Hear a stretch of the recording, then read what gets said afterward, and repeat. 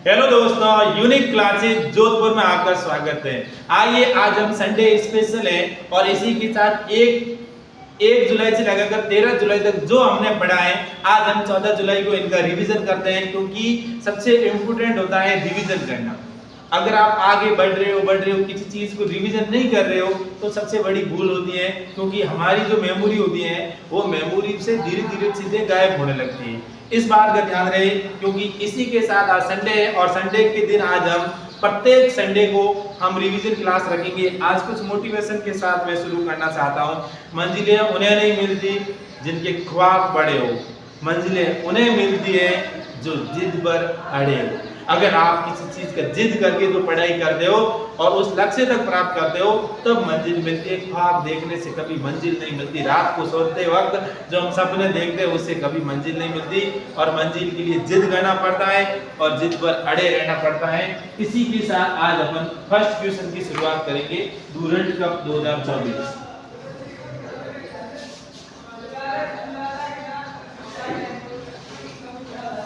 24 का आयोजन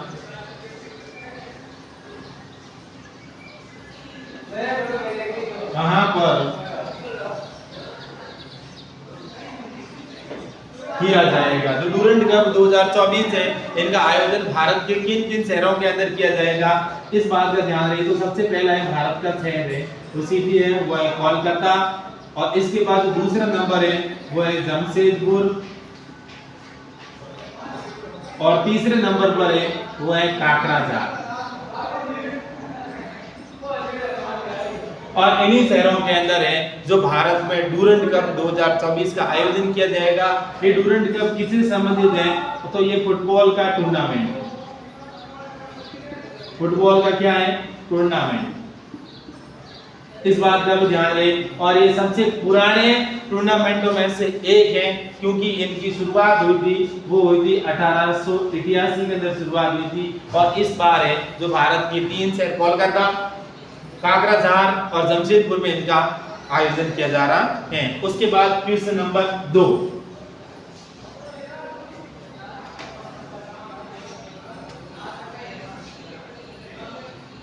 रक्षा अलंकरण समारोह।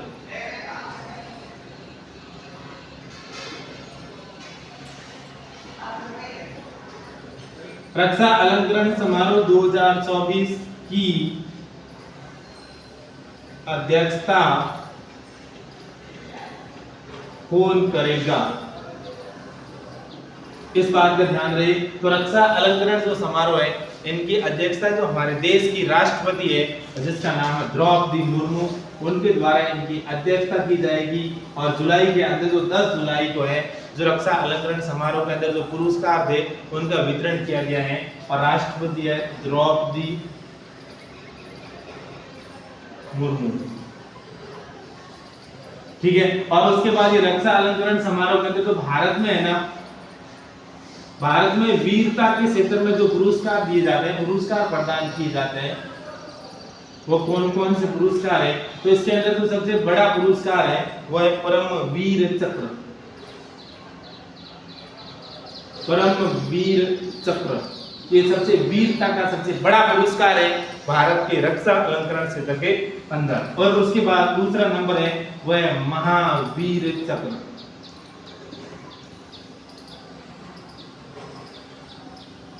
और जो तीसरे नंबर का पुरस्कार है वह है वीर चक्र।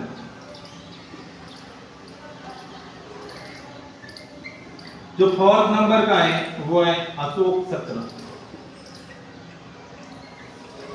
और जो 5वें नंबर का पुरस्कार है वो है कीर्ति चक्र। और जो 6 नंबर का पुरस्कार है वो है शौर्य चक्र। तो इस बात का ध्यान रहे कि रक्षा अलंकरण समारोह के अंदर है जो 6 पुरस्कार दिए जाते हैं, जिसमें प्रथम है परमवीर चक्र, दूसरा है महावीर चक्र, तीसरा है वीर चक्र, चौथा है अशोक चक्र, 5वां है कीर्ति चक्र और 6 नंबर है वह है शौर्य चक्र। इस बात का ध्यान रहे। इसी के साथ क्वेश्चन नंबर 3,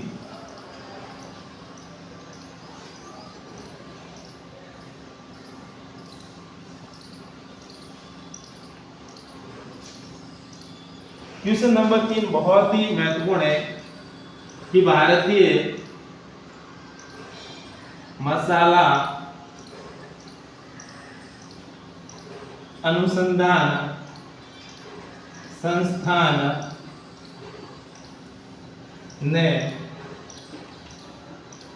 किसे स्पाइस अवार्ड 2024 देने की घोषणा की है।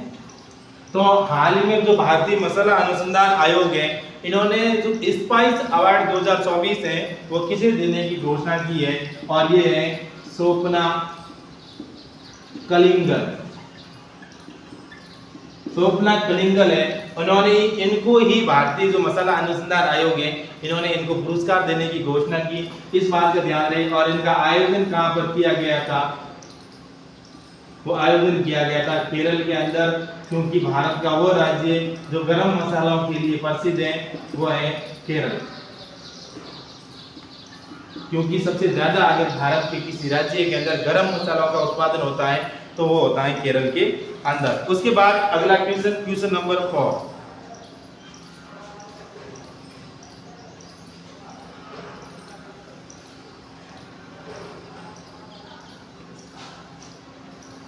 कि हाल ही में किसे ईरान का नया राष्ट्रपति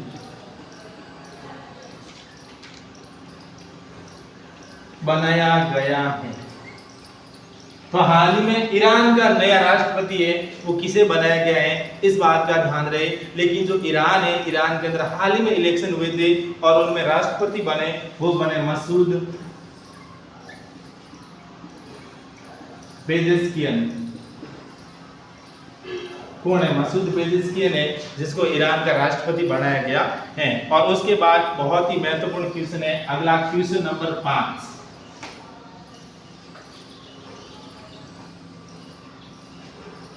कि राष्ट्रीय बाल संरक्षण आयोग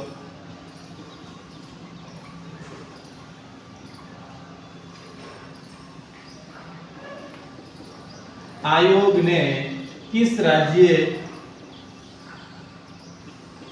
की अभ्रक खदानों से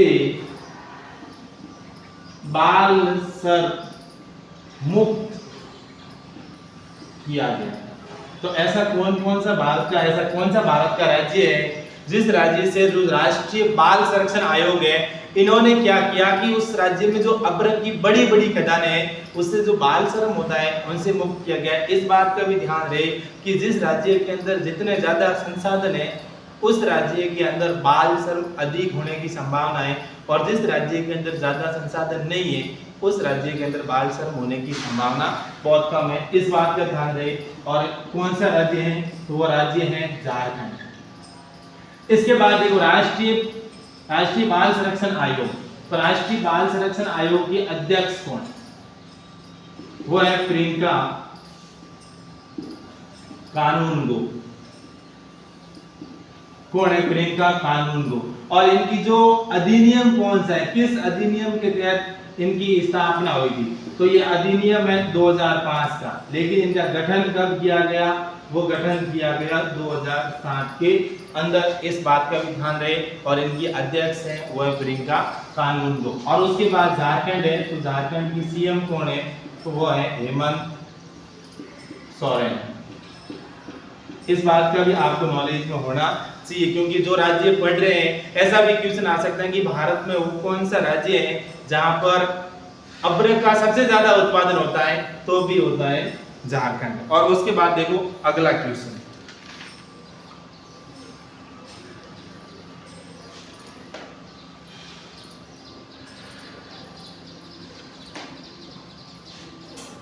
क्वेश्चन नंबर 6,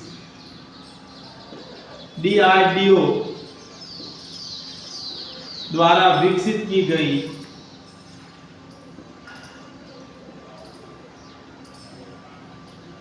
गई सतह से हवा में वार करने वाली बैलिस्टिक मिसाइल का क्या नाम है? जो हाल ही में डीआरडीओ द्वारा विकसित की गई, जो हवा से सतह में तो सतह पर वार करने वाली है, जो बैलिस्टिक मिसाइल है, और उस बैलिस्टिक मिसाइल का क्या नाम है? और उस मिसाइल का नाम है आयरन डोम। क्या नाम है? Iron dome. उसके बाद डीआरडीओ क्या है? Defence research development organisation. क्या है? डिफेंस रिसर्च डेवलपमेंट ऑर्गेनाइजेशन है, और इनके जो अध्यक्ष हैं वो है डॉक्टर समित कामत है, इनके अध्यक्ष हैं। इनका मुख्यालय कहां पर है? तो मुख्यालय है नई दिल्ली के अंदर। ठीक है, और इनके स्थापना कब हुई थी? वो हुई थी 1958 के अंदर। कब हुई थी? 1958 के अंदर डीआरडीओ की स्थापना हुई थी। डॉक्टर समित कामत इनके अध्यक्ष हैं, इनका मुख्यालय नई दिल्ली के अंदर है। इस बात का ध्यान रहे, जो डिफेंस के अंदर सबसे बड़े बड़े मिसाइलों का निर्माण करना, हथियारों का निर्माण करना, इसका कार्य है डीआरडीओ का। और उसके बाद देखो अगला क्वेश्चन,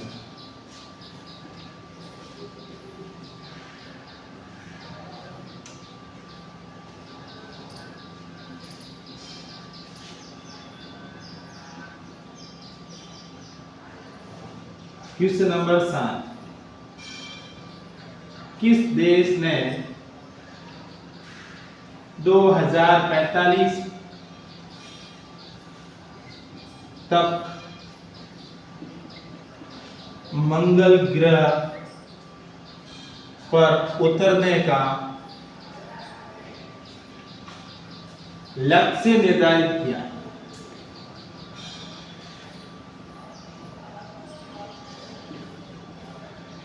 तो ऐसा कौन सा देश है जो मंगल ग्रह पर उतरने का लक्ष्य है वो निर्धारित किया गया है, और वो अपने आप को जो आत्मनिर्भर होकर उतरेगा, किसी भी देश की सहायता की उनको जरूरत नहीं है।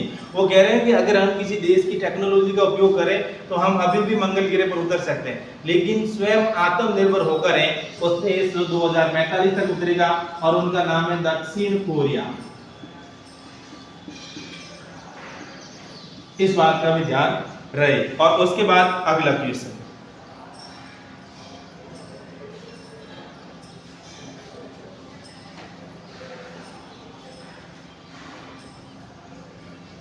क्वेश्चन नंबर अगला की हाल ही में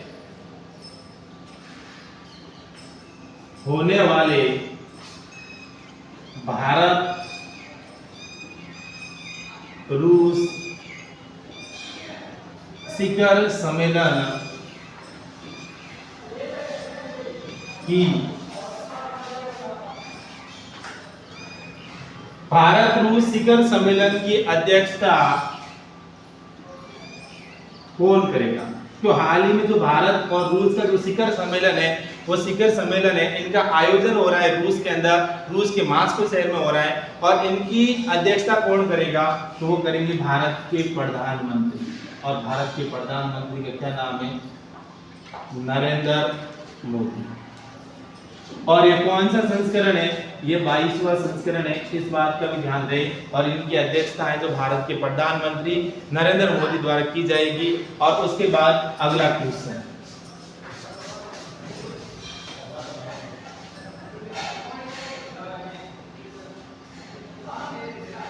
देखो, किसे फ्रांस का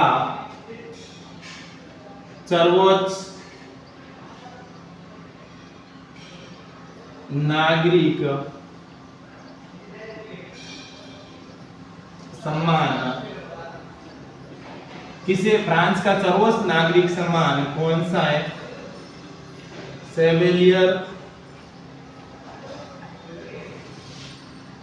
डी ला लीजर डी हॉनूर, किसे फ्रांस का सर्वोच्च नागरिक सम्मान सेवेलियर डी ला लीजर डी हॉनूर प्रदान किया गया? तो इस बात का ध्यान रहे क्योंकि हर वर्ष है जो फ्रांस की सरकार है जो अपना सर्वोच्च नागरिक सम्मान पूरे विश्व के किसी न किसी देश के नागरिक को प्रदान करते हैं, और इस बार जो भारतीय है और वो है रोशनी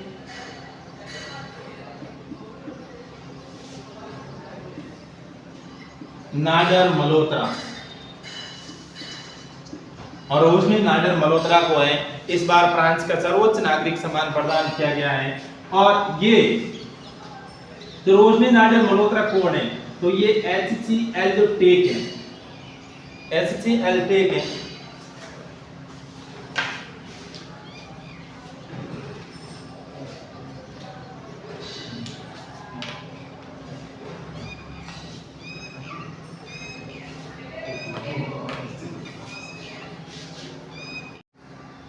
और HCL जैसे हिंदुस्तान, H का मतलब है हिंदुस्तान, C का मतलब है कंप्यूटर और L का मतलब है लिमिटेड। हिंदुस्तान कंप्यूटर्स लिमिटेड है और इनकी ये है अध्यक्ष, इनकी ये कौन है? अध्यक्ष है, इनको प्रदान किया गया है। और इनकी जो स्थापना हुई थी ना वो हुई थी 1976 के अंदर है जो HCL की स्थापना हुई थी, और उनकी अध्यक्ष को हाल ही में फ्रांस का सर्वोच्च नागरिक सम्मान है वो प्रदान किया गया है। उसके बाद देखो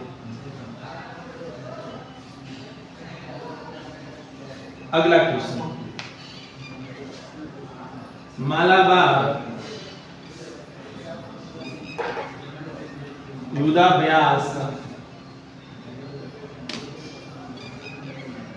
किन किन देशों के मध्य होता है? जो मालाबार युद्ध अभ्यास ना, मालाबार युद्ध अभ्यास, वो मालाबार युद्ध अभ्यास किन किन देशों के मध्य होता है? तो इस देशों में सबसे पहला है Bharat plus Japan plus America plus Australia. इन देशों के मध्य जो मालाबार युद्ध अभ्यास होता है, लेकिन इस बात का ध्यान रहे कि जो जापान, ऑस्ट्रेलिया और अमेरिका है इनको क्वाड कहते हैं। कौन से देश कहते हैं? क्वाड कहते हैं। इस बात का भी आपको नॉलेज होना चाहिए। और उसके बाद मालाबार युद्ध अभ्यास है, इनकी शुरुआत कब हुई थी? ये शुरुआत हुई थी 1992 के अंदर हुई थी, और अब की बार कौन सा संस्करण है? तो ये 28वां संस्करण है। इस बात का भी ध्यान रहे क्योंकि बहुत ही महत्वपूर्ण है, और ये नौसैनिक युद्ध अभ्यास है, इस बात का भी ध्यान रहे।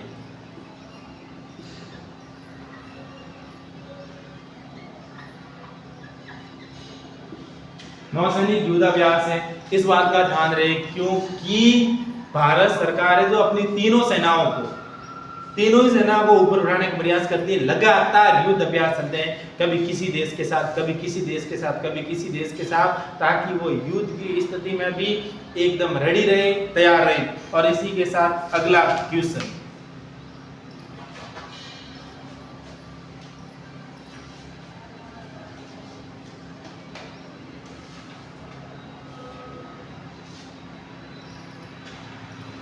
किसे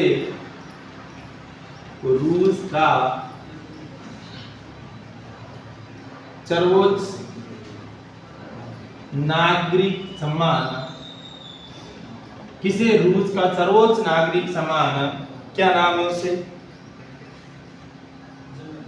order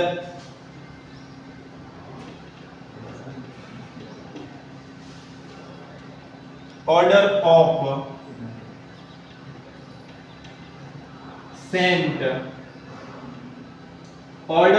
Saint Andrew order of saint Andrew the apostle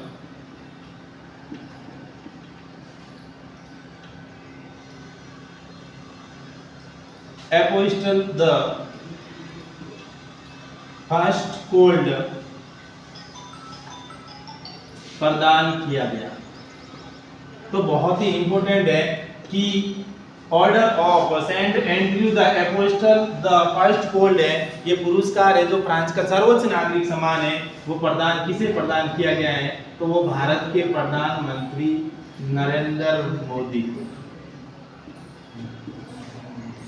और उनको प्रदान करने की जो घोषणा कब हुई थी? वो हुई थी 2019 के अंदर हुई थी। लेकिन इस बात का ध्यान रहे कि 2019 के बाद भारत के प्रधानमंत्री की रूस की यात्रा ये अभी थी 2024 के अंदर, वो काफी वर्षों से रूस गए ही नहीं थे। इस बात का ध्यान रहे और इसीलिए रूस की सरकार ने अब उनको ये प्रदान है जो पुरस्कार है जो प्रदान किया गया।